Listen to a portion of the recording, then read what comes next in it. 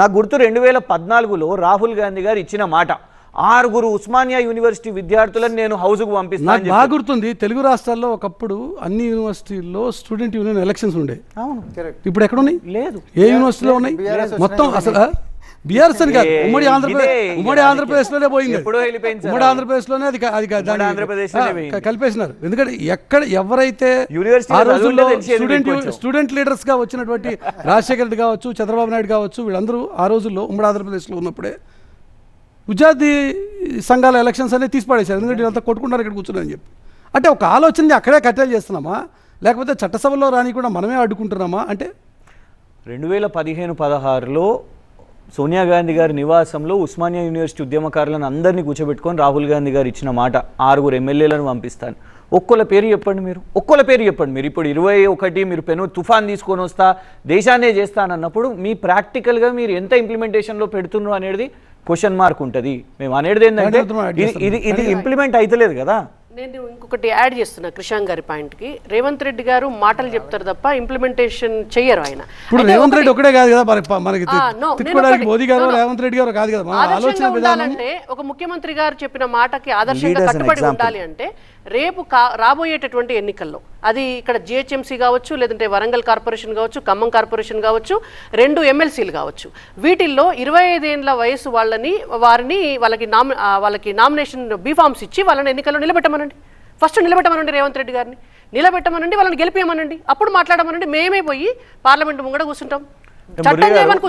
మేము అంటే ఒకటి మీరు ఆల్రెడీ 2-3 పేర్లు చెప్పారు. బాల్క సుమన్ గారు కానివ్వండి, పిడమర్తి రవి గారు కానివ్వండి, ఎర్రోల శ్రీనివాస్ గారు కానివ్వండి, first SC/ST commission chairman Ponthu Rammohan garu కానివ్వండి, ఉద్యమంలో పార్టిసిపేట్ చేస్తున్నప్పుడు ఇదే స్టూడియోలో మాట్లాడించినాం.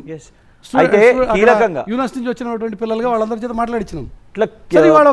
పొజిషన్కి వచ్చారు, ఎంపీలు అయ్యారు. లేకపోతే మురళి గారు ఇవాళ మనం చర్చిస్తున్నది అసలు క్యూ పాయింట్ వీళ్ళది ఏంటిది అంటే, వీళ్ళు వచ్చింది దేనికోసం?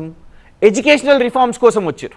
Educational reforms, not a political reform. మనం అందులోకి వెళ్ళి పొలిటికల్ రిఫార్మ్ ఇవాళ రేవంత్ రెడ్డి గారు తీసుకొని వచ్చారు.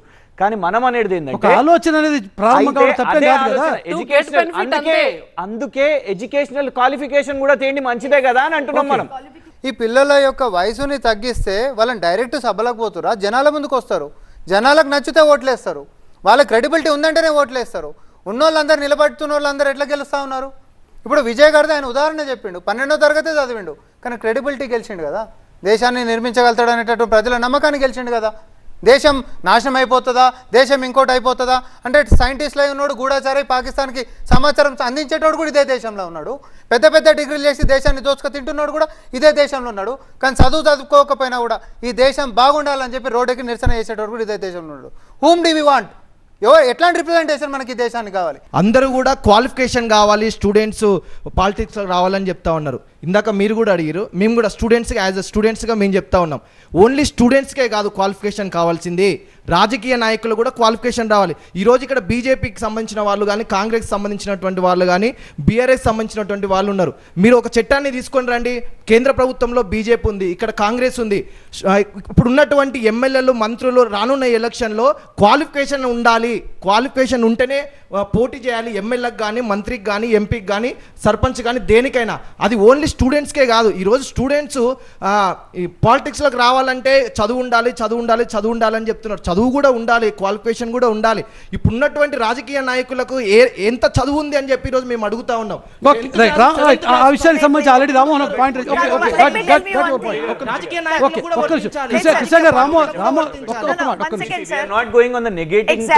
ఫ్యూచర్ ఏంటిది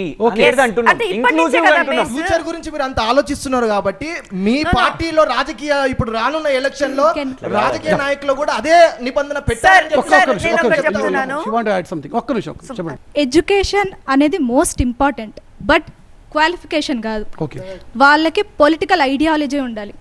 ఒకవేళ వాళ్ళ ఫ్యామిలీ కానీ లేదంటే ఎవరి నుంచి ఎటువంటి గైడెన్స్ లేకపోతే ఆ పొలిటికల్ నాలెడ్జ్ అనేది ఫస్ట్ ఏ స్టూడెంట్కి రాదు. సో అట్లా ప్రతి వ్యక్తికి ఒక ఐడియాలజీ ఉండాలి, లేదంటే ఒక పర్సన్ నుంచన్నా అది నేర్చుకోగలగాలి. సో ఎడ్యుకేషన్ అనేది నిజంగానే ఇంపార్టెంట్. నేనేమి బీఆర్ఎస్కి సపోర్ట్ కాదు, బీజేపీకి సపోర్ట్ కాదు, not even Congress, any party including CJP also. అందరూ వాళ్ళ పొలిటికల్ బెనిఫిట్స్ కోసమే ఇక్కడ వచ్చి మాట్లాడతారు. పెద్ద పెద్ద సీఎంలు అయినా సరే, పిఎంలు అయినా సరే, వాళ్ళ పార్టీ మళ్ళీ ఈ గవర్నమెంట్లోకి రావాలని మాత్రమే ఒక థాట్ని మైండ్లో పెట్టుకొని మాత్రమే వాళ్ళు మాట్లాడతారు. స్టూడెంట్స్ ఇప్పుడు ఇన్ని సంవత్సరాల సో తర్వాత ఎడ్యుకేషన్ అనేది ఒక అంశం మాత్రమే తప్ప అదొక హడిల్ కారాదు అంటారు. నాట్